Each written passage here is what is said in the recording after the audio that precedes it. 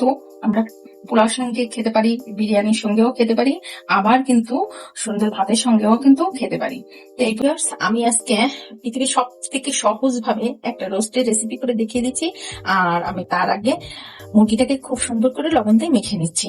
আর এই রোস্টটা একদম ঘরোয়া পদ্ধতিতেই আমি করে দেখিয়ে দেবো, আর কত সহজে আর কত শর্টকাটে। অনেকে কিন্তু রোস্ট করতে একটু বিরক্ত ফিল করে যে রোস্ট করবো, সময় নাই রোস্ট করার, কিন্তু তাদের জন্য আজ আমি এই রোস্টটা করে দেখিয়ে দিচ্ছি। যাদেরও রোস্ট করতে ঝামেলা মনে হবে, তাদের আর কখনোই ঝামেলা মনে হবে না, তাদের জন্যই আমি মূলত রোস্টটা দেখিয়ে দিচ্ছি। কত সহজভাবে ঘরোয়া ভাবেই আমি দেখিয়ে দিই রোস্টটা বানানো। আমার লবণটা মেখে নিলাম। আর আমি রোস্টটা ভাজার আগে আমি আরেকটা জিনিস দেখিয়ে দিচ্ছি। আমি এখানে ঘরে থাকা যেসব মশলাগুলো, সেই মশলাগুলো নিয়েছি। এখানে গোলমরিচ নিয়েছি, শাহি জিরে নিয়েছি, স্টার্ট মশলা নিয়েছি, একটা বড় এলাচ নিয়েছি, জয়ত্রী নিয়েছি, জয়ফল নিয়েছি, আর হচ্ছে পোস্তদানা নিয়েছি। আমি সবগুলোকে সুন্দর করে গরম করে হালকা একটু ভেজে গুঁড়ি করে নেবো। আমি রোস্টের ভিতর দেওয়ার জন্য আমি বেস্তা গুলোকে ভেজে নিয়েছি। এখন বেস্তা গুলোকে সুন্দর করে উঠিয়ে নিচ্ছি। তো আমি বেস্তা ভাজার তেলের মধ্যে রোস্ট গুলোকে ভেজে নেব। আমি রোস্টটা ভাজার সময় একটু ঢেকে দিয়েছিলাম, কারণ তা না হলে তবে অনেক বেশি সেটে এক পিস হয়ে গেছে। আমি উল্টে দিয়েছিলাম, আমার বেশি হয়ে গেছে। আমি রোস্টগুলোকে তুলে নিচ্ছি।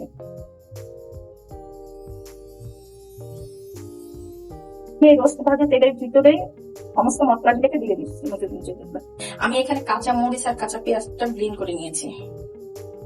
পেঁয়াজটাকে সুন্দর করে একটু কষিয়ে নিলাম। এখন এর ভিতরে আস্তে আস্তে কিছু বাটা মশলা আমি অ্যাড করে দিচ্ছি।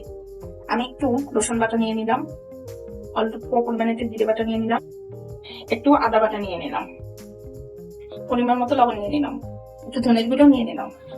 এখানে আমি 3 টুকরো করে গরম মশলা নিয়েছি আর তেজপাতা গুলোকে নিয়ে নিয়েছি। এখন সুন্দর করে সবকিছু দিয়ে সুন্দর করে মশলাটাকে কষিয়ে নিব। এখন আমি এর ভিতরে কাঠবাদামটাকে বেটে রেখেছিলাম, সেটা দিয়ে দিলাম। আমি মুরগিটাকে এর ভিতরে দিয়ে দিচ্ছি।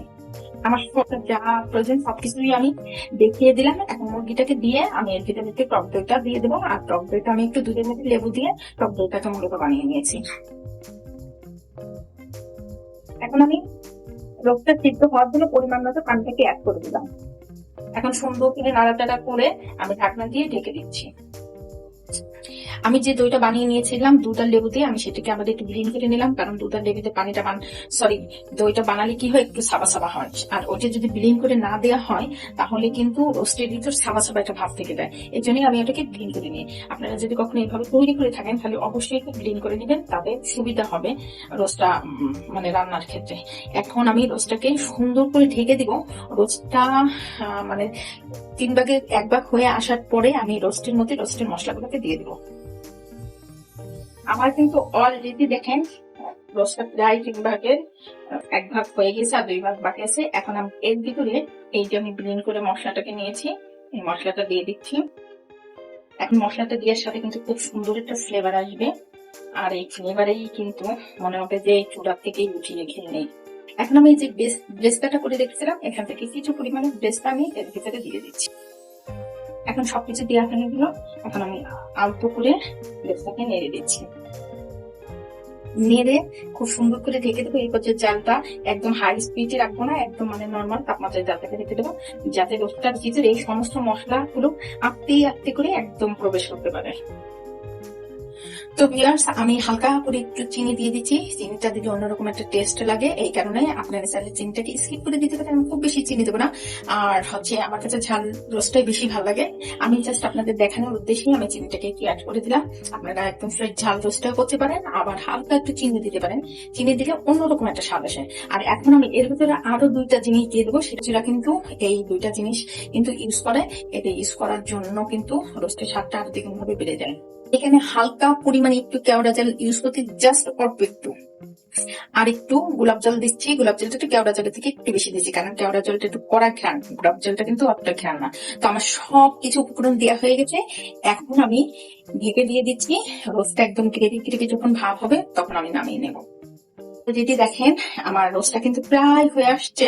এখন আমি এর ভিতরে কাঁচামরিচ দিয়ে দিলাম, আর এখানে যে ঘি দিয়ে দিচ্ছি। ঘি না দিলে কিন্তু কখনোই রোস্টের স্বাদও আসে না, কিছুই আসে না, কিন্তু মজাও লাগে না। আমি এখানে প্রায় 3 টেবিল চামচের মধ্যে ঘিটা অ্যাড করে দিলাম। এখন ঘিটা দিয়ে আমি একদম রোস্টটাকে একদম 5 থেকে 4 মিনিট একদম দম দিয়ে রাখবো। এই দম দেওয়ার কারণ একটা আছে, যাতে ঘিটা রোস্টের মধ্যে ঢুকে যায় আর খেতেও খুব মজা লাগে, ফ্লেভারটাও খুব দারুণ একটা ফ্লেভার আসে। আমি এখন 4 থেকে 5 মিনিট ঢেকে দিচ্ছি।